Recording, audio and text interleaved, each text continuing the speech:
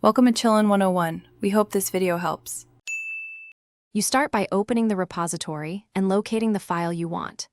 Sign in so access controls won't block you, then scan the file tree on the main repo page.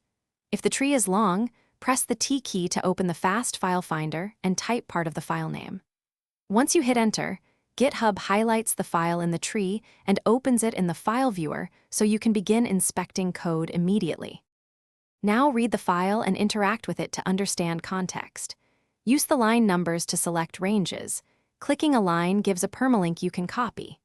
Make sure to switch the branch or the commit from the branch dropdown at the top to compare versions or see historical changes.